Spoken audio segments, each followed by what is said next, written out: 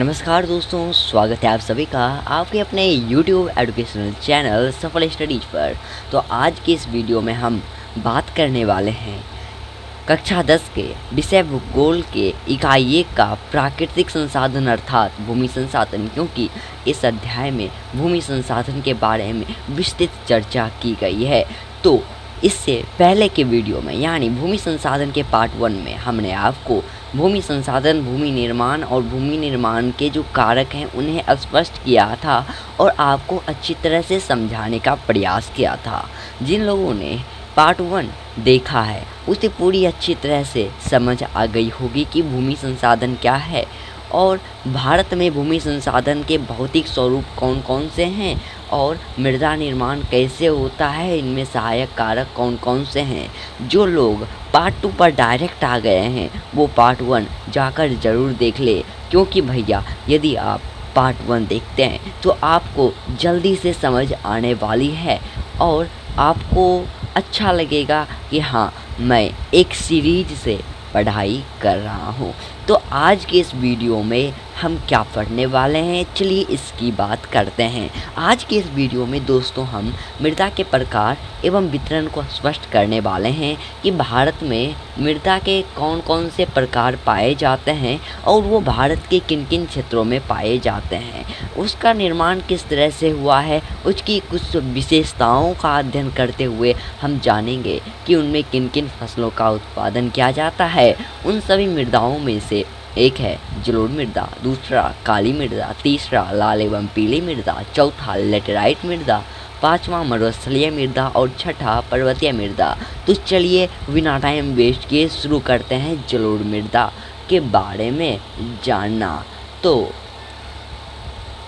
जलोढ़ मृदा जो है, काली मृदा जो है, लाल एवं पीली मृदा जो है, लेटेराइट मृदा जो है, मरुस्थलीय मृदा जो है और जो पर्वतीय मृदा है वो काफ़ी बड़ा टॉपिक है और इसका वितरण याद करने में आपको बहुत सारी कठिनाइयों का भी सामना करना पड़ सकता है, क्योंकि दोस्तों इसका वितरण भारत के अलग अलग क्षेत्रों में होने के कारण इसे याद करना थोड़ा हार्ड हो जाता है। तो हम यानी पार्ट 3 में आज हम सिर्फ इसी को आपको समझाने वाले हैं, क्योंकि दोस्तों समझ के पढ़ने से बड़ी कोई चीज़ होती ही नहीं है। तो ये आपको स्पष्ट करने वाले हैं, आपको समझाने वाले हैं। समझाने के बाद हम आपको इन सभी को याद करने का एक शानदार सा ट्रिक बताने वाले हैं जो आपको पूरे YouTube पर नहीं मिलेगा, कहीं से खोज लीजिए नहीं मिलेगा, क्योंकि ये ट्रिक मैंने खुद से बनाया है। मैंने खुद से बनाया है इस ट्रिक को और आज नहीं, पार्ट 3 में मैं आपको वो जो ट्रिक है आप लोगों के साथ शेयर करने वाला हूँ। तो इसके लिए आप सबसे पहले खुश हो जाइए, क्योंकि अब हम शुरू करने वाले हैं जलोढ़ मृदा के बारे में। हमने आपको दिखा दिया कि कैसा है हमारा भारत में मृदा के प्रकार एवं वितरण। ठीक है दोस्तों, तो भारत में मुख्यतः 6 प्रकार की मृदाएं पाई जाती हैं। कितने प्रकार की मिट्टी पाई जाती है भारत में? 6 प्रकार की। वो हैं जलोढ़ मिट्टी, काली मिट्टी, लाल एवं पीली मिट्टी, लेटेराइट मिट्टी, मरुस्थलीय मिट्टी और पर्वतीय मिट्टी। तो टोटल 6 हैं, दिख रहे होंगे आपको। तो आज हम जानने वाले हैं जलोढ़ मृदा क्या है। तो दोस्तों यह मृदा भारत में विस्तृत रूप से फैली हुई एक सर्वाधिक महत्वपूर्ण मृदा है। जलोढ़ मृदा का गठन बालू, सिल्ट एवं मृत्तिका के विभिन्न अनुपात में होने से हुआ है। इस मिट्टी में पोटाश, फास्फोरस और चूना की प्रधानता, जबकि इसमें नाइट्रोजन एवं जैव पदार्थों की कमी होती है। इस मिट्टी में गहन कृषि की जाती है। इसमें गन्ना, चावल, गेहूं, मक्का एवं दलहन फसलों की खेती की जाती है। यहाँ जनसंख्या घनत्व तो ऊंचा होता है। इस मिट्टी का रंग धुंधला से भूरे रंग का होता है। यह मिट्टी उत्तर भारत, पूर्वी तटीय मैदान में पाई जाती है। यह मृदा मुख्य रूप से बिहार, आंध्र प्रदेश, पश्चिम बंगाल, उत्तराखंड, पंजाब, हरियाणा में पाई जाती है। यह मृदा भारत में 6.4 करोड़ हेक्टेयर भूमि पर पाई जाती है। आयु के आधार पर जलोढ़ मृदा को 2 भागों में बांटा गया है। कितने भागों में? 2 भागों में, खादर और बांगर। तो दोस्तों, खादर बांगर के बारे में पढ़ने से पहले हम आपको इसे समझाते हैं कि इसमें आपको याद क्या क्या रखना है। ये तो बहुत बड़ा यानी कि लगभग आधे पेज का है और इसे याद रखना कठिन हो जाएगा। तो अगर आप समझ के याद करेंगे तो आपको आसान हो जाएगा। देखिए, भारत में जो है जलोढ़ मृदा वो काफ़ी बड़े पैमाने पर फैली हुई है। वो इस रूप से क्योंकि यदि आप मैदानी क्षेत्रों में रह रहे हैं, Bihar side, Uttar Pradesh side, Punjab side, तो आपको जलोढ़ मृदा आप इससे भली भांति परिचित होंगे। ठीक है, तो यही बात है। इसका जो निर्माण हुआ है, इसका निर्माण बालू से हुआ है, सिल्ट से हुआ है और मृत्तिका के विभिन्न अनुपात में मिलने से हुआ है। आपने केमिस्ट्री में पढ़ा होगा कि किसी पदार्थ या फिर किसी कंपाउंड का निर्माण कैसे होता है।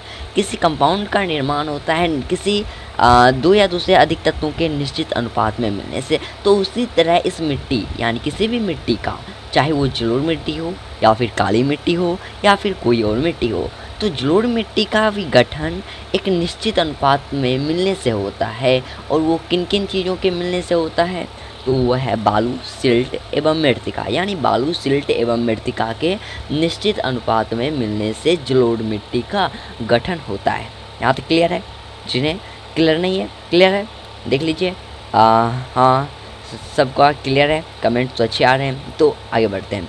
इस मिट्टी में पोटास, फास्फोरस और चूना की प्रधानता, जबकि इसमें नाइट्रोजन एवं जैव पदार्थों की कमी होती है। दोस्तों, पोटास की प्रधानता है, पोटास, फास्फोरस और चूना की प्रधानता है। यानी कि इस मिट्टी में मुख्य रूप से क्या पाए जाते हैं, ये क्वेश्चन पूछा जा सकता है। या फिर आप खुद से ऐसा क्वेश्चन कर सकते हैं कि इस मिट्टी में मुख्य रूप से क्या पाई जाती है।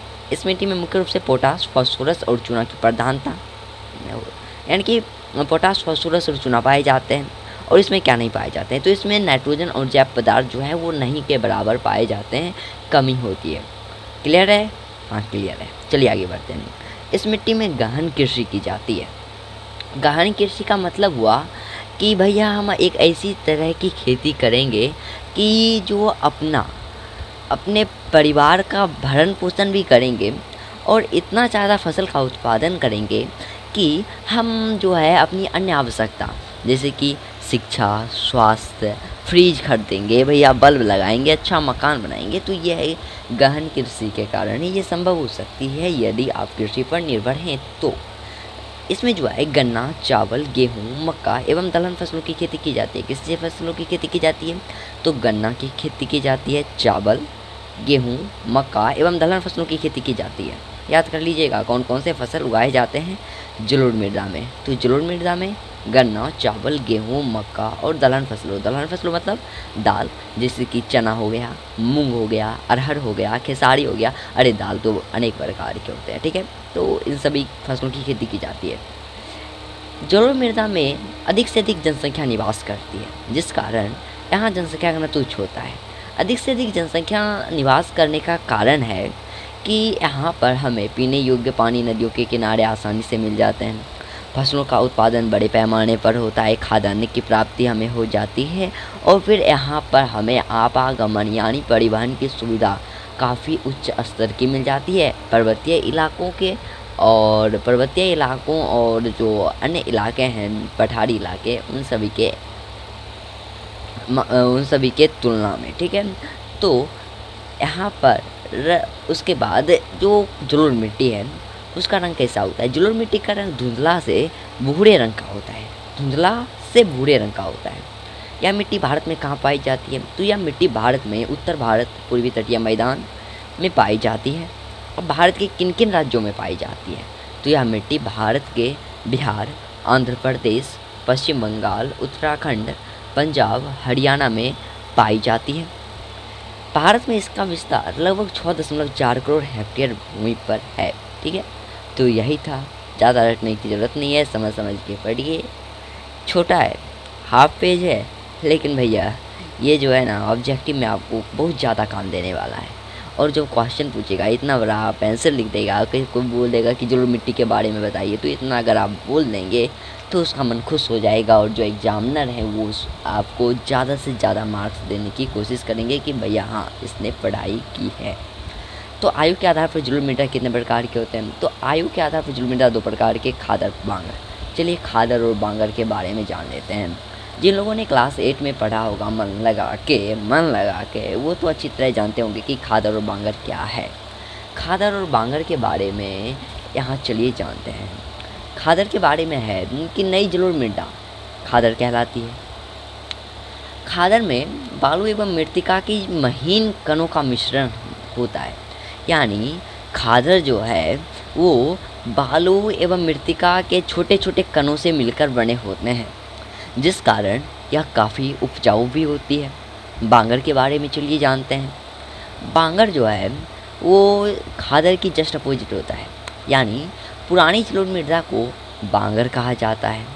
बांगर में कंकर और बजरी की अधिकता होती है। कंकर और बजरी की अधिकता के कारण बांगर अधिक उपजाऊ नहीं होती है। अधिक उपजाऊ नहीं होने के कारण किसान ऐसे मिट्टी पर, यानी ऐसे जलोढ़ मृदाओं पर अधिक से अधिक फसलों का उत्पादन नहीं कर पाते हैं, उन्हें अधिक से अधिक लाभ नहीं मिल पाता है। तो चलिए आगे बढ़ते हैं। आगे है हमारा काली मृदा। चलिए काली मृदा के बारे में जानते हैं। काली मृदा के बारे में बताया गया है कि काली मृदा भारत में बड़े पैमाने पर पाई जाती है, जलोढ़ मृदा की तरह ही। काली मिट्टी में एल्युमिनियम और लौह यौगिक की उपस्थिति के कारण इसका रंग काला होता है। किस चीज़ के कारण इसका रंग काला होता है? तो एल्युमिनियम और लौह यौगिक की उपस्थिति के कारण इसका रंग काला होता है। काली मिट्टी की जल धारण क्षमता अत्यधिक होती है, यानी जल सोखने की क्षमता अधिक होती है अन्य मिट्टी की तुलना में। काली मिट्टी में कैल्शियम कार्बोनेट, मैग्नीशियम, पोटाश और चूना की अधिकता होती है, जबकि इसमें फास्फोरस की कमी पाई जाती है। और इस मिट्टी का निर्माण होता है मूल सेल और ज्वालामुखी के बेसाल्ट लावा के विघटन से। वो कैसे? वो इस तरह से कि मूल सेल जो है, हमने आपको मिट्टी का निर्माण पढ़ाया है भूमि संसाधन के पार्ट 1 में। अगर आप वो वीडियो देख लेते हैं ना और मिट्टी के निर्माण को अच्छी तरह से समझ लेते हैं, तो आपको मूल सेल के बारे में अच्छी तरह से जानकारी हो जाएगी। और ज्वालामुखी तो आपने क्लास 8 में पढ़ा होगा कि जब हमारे धरती के अंदर का जो लेवल है गर्मी का, वो ज़्यादा हो जाता है और अंदर के प्लेट जब भूकंप के कारण टकराते हैं तो उसे ज्वालामुखी निकलते हैं। पढ़ा होगा आपने क्लास 8 में अच्छी तरह से। तो वही ज्वालामुखी के कारण, ज्वालामुखी जब होता है तो उससे बेसाल्ट लावा निकलता है। तो उसी बेसाल्ट लावा के विघटन से किसका निर्माण होता है? काली मिट्टी का निर्माण होता है। इस मिट्टी को रेगुर मृदा भी कहा जाता है, यानी काली मिट्टी का दूसरा नाम है रेगुर मृदा। काली मिट्टी को काली कपासी मृदा भी कहा जाता है। काली कपासी मिट्टी हम जानते हैं अक्सर, लेकिन स्थानीय लोग उन्हें रेगुर मृदा कहते हैं, यानी काली मिट्टी का स्थानीय नाम रेगुर मृदा ही है। चलिए आगे बढ़ते हैं। इसमें किन किन फसलों का उत्पादन किया जाता है? तो दोस्तों, काली मिट्टी में कपास, गन्ना, प्याज, गेहूँ और फलों की खेती की जाती है। इसे याद कर लीजिएगा। अब काली मिट्टी भारत में कहाँ कहाँ पाई जाती है? तो दोस्तों, काली मिट्टी भारत में 6.4 करोड़ हेक्टेयर भूमि पर पाई जाती है और यह मिट्टी भारत के दक्कन के लावा प्रदेश, महाराष्ट्र, गुजरात, कर्नाटक, आंध्र प्रदेश और तमिलनाडु में पाई जाती है। मैं इन राज्यों के नाम को फिर से दोहराना चाहूँगा। दक्कन के लावा प्रदेश, महाराष्ट्र, गुजरात, कर्नाटक, आंध्र प्रदेश और तमिलनाडु में पाई जाती है काली मिट्टी। अब लाल एवं पीली मिट्टी की बात करते हैं। तो दोस्तों, लाल एवं पीली मिट्टी के बारे में ये फैक्ट है कि लाल मिट्टी पर अगर पानी डाला जाए तो वो पीली मिट्टी में कन्वर्ट हो जाती है। लाल और पीली मिट्टी एक ही है, लेकिन अगर लाल मिट्टी में हम पानी डाल देते हैं तो वो पीली मिट्टी में कन्वर्ट हो जाती है। यही रीज़न है कि लाल और पीली मिट्टी को एक श्रेणी में रखा गया है। लाल एवं पीली मिट्टी में लवणता के कारण इसका रंग लाल और जलयोजन के पश्चात इसका रंग काला होता है। जैव पदार्थों की कमी के कारण यह मिट्टी अपेक्षाकृत कम उपजाऊ होती है। इस मिट्टी के निर्माण ग्रेनाइट नीस जैसे रवेदार आग्नेय चट्टानों के विघटित एवं रूपांतरित होने से होता है। लाल एवं पीली मिट्टी में किन किन फसलों का उत्पादन होता है? तो दोस्तों, लाल एवं पीली मिट्टी में चावल, ज्वार, बाजरा, मक्का, मूंगफली, तंबाकू और फलों का उत्पादन होता है। लाल एवं पीली मिट्टी भारत में कहाँ कहाँ पाई जाती है? तो दोस्तों, लाल एवं पीली मिट्टी भारत में तमिलनाडु, कर्नाटक, गोवा, दक्षिण पूर्वी महाराष्ट्र, आंध्र प्रदेश, उड़ीसा, छोटा नागपुर पठार, मेघालय पठार में पाई जाती है। भारत में लाल एवं पीली मिट्टी लगभग 7.2 करोड़ हेक्टेयर भूमि पर पाई जाती है, जो कि कृषि योग्य है। ठीक है, अब बात आती है अगली मिट्टी, लेटेराइट मिट्टी की। लेटेराइट मिट्टी के बारे में है ये कि लेटेराइट जो शब्द है उसकी उत्पत्ति ग्रीक भाषा के, किस भाषा के? यूनान की जो भाषा है ग्रीक, उस भाषा के लेटर शब्द से लेटेराइट शब्द लिया गया है। लेटर का तात्पर्य होता है ईंट। ठीक है, और ईंट का जो लेटेराइट मिट्टी है उसका निर्माण तीव्र निक्षालन की प्रक्रिया से होता है। ठीक है, और लेटेराइट मिट्टी में ह्यूमस की मात्रा नगण्य होती है, यानी ह्यूमस कम होती है, जिस कारण इस मिट्टी में फसलों का उत्पादन काफ़ी कम होता है, उत्पादन स्तर काफ़ी कम होता है। लेटेराइट मृदा में लौह ऑक्साइड और एल्यूमिनियम की उपस्थिति पाई जाती है, और एल्यूमिनियम और लौह ऑक्साइड की उपस्थिति के कारण ही इसका रंग लाल होता है। हम जानते हैं कि इस मिट्टी का निर्माण तीव्र निक्षालन की प्रक्रिया से होता है, तो अपक्षय के कारण यह मिट्टी काफ़ी कठोर हो जाती है, और यही कारण है कि इसका निर्माण ईंटों के निर्माण इसका उपयोग ईंटों के निर्माण में किया जाता है, जिसका अर्थ ईंट होता है लेटर का।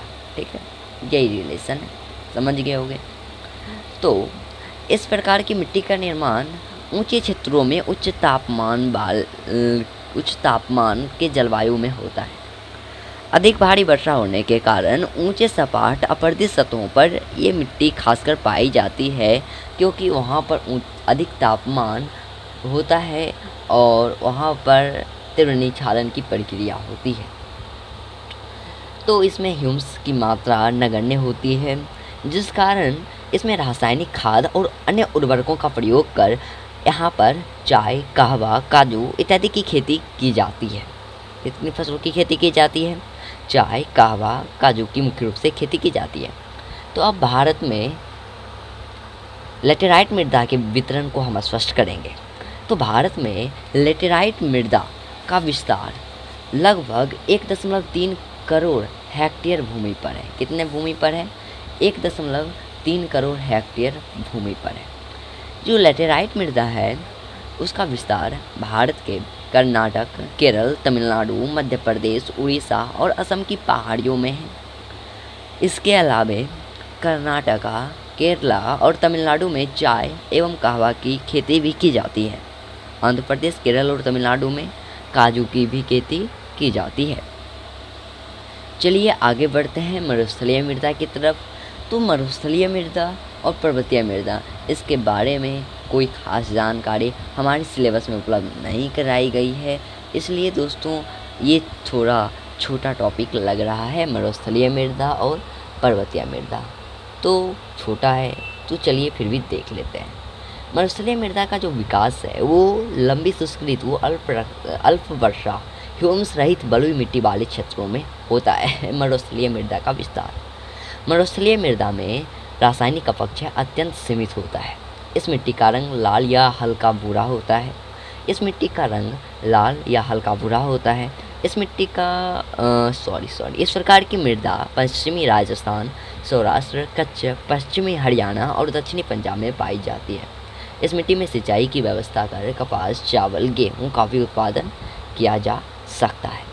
अब बात करेंगे पर्वतीय मृदा की। तो पर्वतीय मृदा जटिल एवं विविधता वाली होती है।